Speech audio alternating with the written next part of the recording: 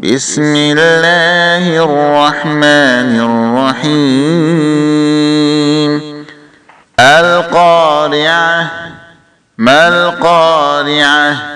وما أدراك ما القارعة؟ يوم يكون الناس كالفراش المبثوث